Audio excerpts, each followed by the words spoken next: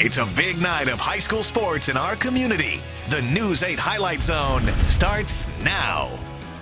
Good evening, I'm Greg Wawrnick. And I'm Brian McClune. In the MVC, the magic number is 4 conference wins to guarantee a spot in the postseason. Onalaska and Holmen both enter the night 3-0, each with an opportunity to get that win number 4. We begin with Onalaska, who is at Tomah. The conference's leading rusher and second leading tackler, Nathan Lubinsky, out the rest of the season after tearing his ACL last week.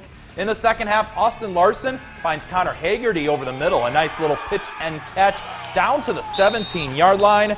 And a few plays later, Onalaska goes to Alex Franzini. A 5-yard touchdown run, and the Hilltoppers are up 21-0. Later in the quarter, the ball goes to Ray Heilman on the sweep. But keep an eye on number 7, Cade Genevico. He takes it right out of the runner's hands. Tomah would take over on the 25-yard line, and just 2 plays later, the Timberwolves go to the fullback, Nolan Young, right up the middle, and it's just a 14-point lead, but Onalaska wouldn't let them get any closer. Hilltoppers 4-0 in conference as they win 43-13. Holmen, they go on the road to take on Aquinas. Second quarter action, Rylan Wall finds Andrew Fisher wide open for a Holmen touchdown. The only completion of the night for Holmen. Vikings on top. Later, it's Nevin Wall on the keeper. He goes untouched through the Aquinas defense for another Holmen score. That makes it 36-0. A couple minutes before the half, 3rd and 18 for Holmen, when Kevin Cable takes it 86 yards to the house, 184 yards and 3 touchdowns for Cable. Holmen moves to 4-0 in the MVC. They win 58-0. West Salem with 1 conference loss, trying to stay in the MVC championship hunt. Big challenge going on the road at Logan. After an interception, West Salem gives it to Brendan Holt up the middle. Touchdown Panthers. They lead it 7-0. Now right before the half, Holt taking the handoff, goes up the middle, runs over the defender at the goal line. His second touchdown of the night. West Salem up 13-0 at the half. Third quarter, I'm going to guess it's going to go to Brandon Holt again. He takes the handoff, gets to the sideline, and he is gone. 59 yards to the end zone. Panthers lead by 19. Still in the third, Joe Wopat hits Trenton Foreman on the slant route, and Foreman takes it the distance. West Salem wins 35-7. They stay 1 game back of conference co-leaders, Holmen and Onalaska. Sparta, a tough luck loser in all 3 MVC games so far. How will they fare versus 2-1 Central? Pick this one up in the 4th. Sparta's Cole Wisniewski keeps it himself, takes it all the way. Spartans up 11 with less than 2 minutes to go. So after a Central score, they need an onside kick to stay alive, and they recover it. So we got ourselves a barn buster at the end. That sets up this 4th and down. Central's last chance. Sparta's Luke Wendorf gets the sack and will close the door. Sparta goes on to win 17-12. Well, from a conference race standpoint, no win last week was bigger than Westby's victory over the defending Cooley champ GET. Now this week we find out how they respond going on the road against an always well-coached Arcadia squad. Winner of this game improves to 2-0 in the Cooley conference play. At the end of the second quarter, Arcadia is up by 4, and Matt Hubner makes sure that they take the lead into the locker room. Beginning of the second half, Arcadia has the ball, but Westby's Hunter Ward intercepts it at the 30-yard line, getting the ball back for the Norsemen. And Westby goes driving for the go-ahead score. Joe Armbruster brings it to the doorstep of the goal line. 2 plays later, it's a touchdown for Westby. They go up 20-17, and they go on to win a close one, 26-24, improving to 2-0 in the Cooley. Black River Falls with an opportunity to also move to 2-0. They host Viroqua. First quarter, Viroqua's Casey Hammond finds Christian Schneider. 3-yard TD pass, and they go up 6-0. Viroqua's next drive, check this out. Hammond throws the long ball up to Andrew Wedwick, and he's going to somehow come down with this football. Blackhawks get the ball inside the 10-yard line. Sets up Tyler Hanna, run up the middle, makes it 12-0. All Viroqua on this one tonight, they win 26-0. GET can get both their conference and overall record to the 500 mark with a win at Luther. First quarter of play, Bryce Burns rushes this one in for GET's first score of the game. GET would force a Luther turnover, getting the ball right back. Another rushing touchdown then for Burns. Redhawks quickly go up 16-0. A minute later, it's Garrett Edie on the rush, scoring yet again for GET. Redhawks go up big over Luther, and GET wins big. 59-0, the final. Coming up, we check in with two #1 ranked teams in Minnesota from our area, plus much more when the News 8 Highlight Zone returns.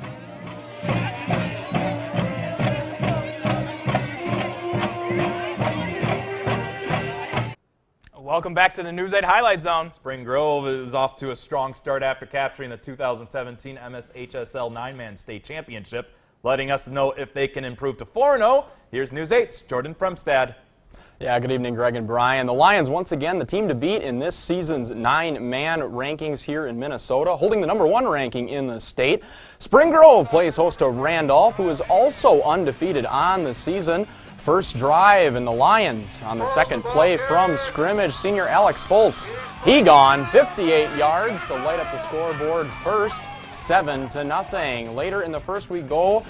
Foltz improvising with his arm, I should say, finds Dakota Boyd for a gain of 40 yards. And that would set up this next play for Foltz on this 5-yard rush, lowering his shoulder and finding pay dirt. It's 13-zip Spring Grove, and they would add another score before Randolph quarterback Andrew Wenstrom sneaks this dart into Joey Erickson's hands on 4th and 9 to get them on the board. It's 19-6, but it wasn't enough for the Rockets as Spring Grove's winning streak extends to 18 games. 46-28 is the final. All right, thanks, Jordan. Houston also trying to improve to 4-0 as they play host to Mabel Canton. Third quarter, Hurricanes up 16-0. Toss to Jayton Millen. Finds an opening up the seam. Says, give me 6 points. 31-yard touchdown. So Houston will go for 2. They'll hand off to their other workhorse, Joey Fischel. Pushes the pile across the goal line. 24-0 Houston lead. So they're going to go for some more points in the fourth. This time go to the air.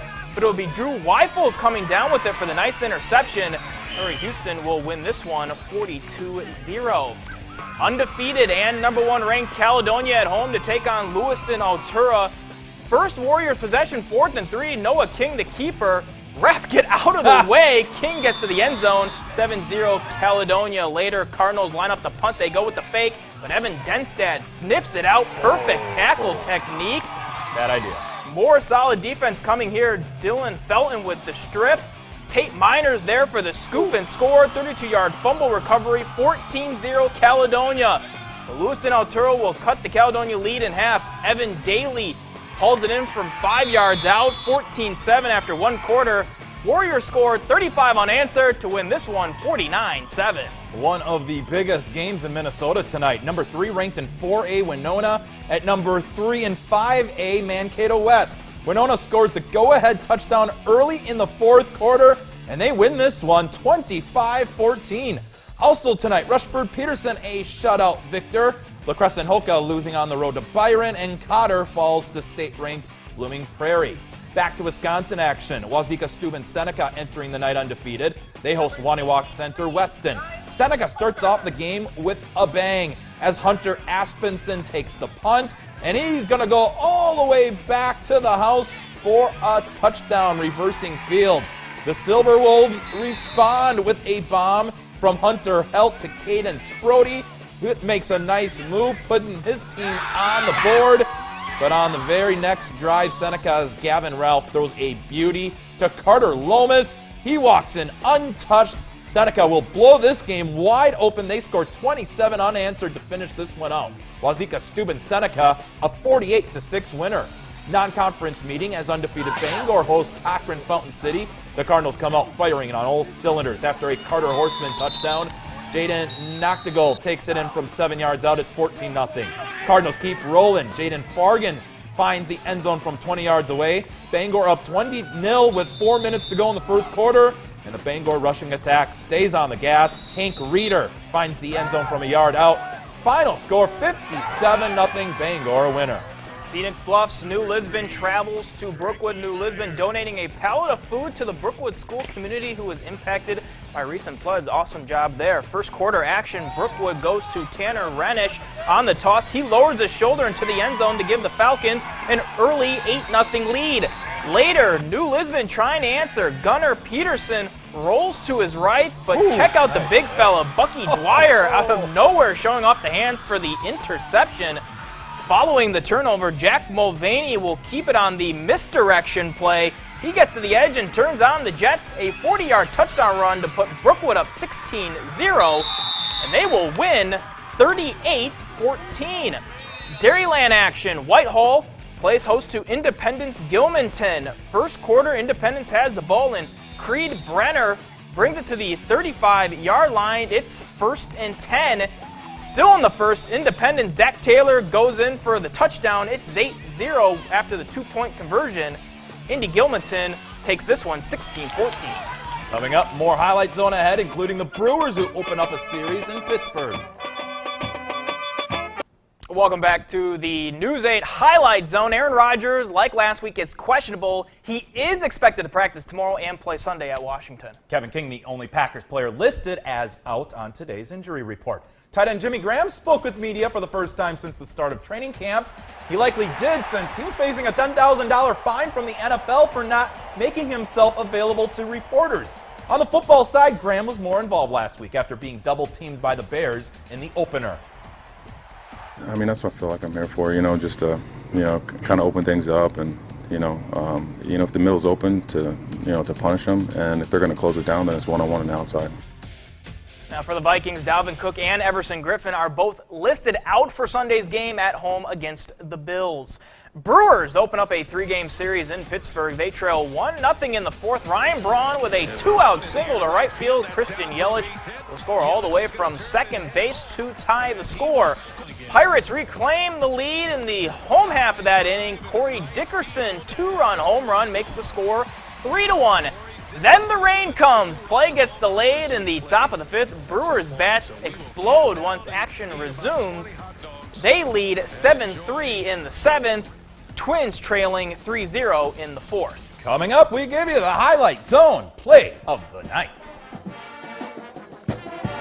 Welcome back to the News 8 Highlight Zone. Time for our Play of the Night. Yeah, so let's go back to the matchup between West Salem and Logan. West Salem's Brendan Holt takes the handoff 59 yards, part of a hat trick, 3 touchdowns. Panthers victory 35-7. We are out of time. Thanks a lot for watching. We'll see you back here next week for the News 8 Highlight Zone.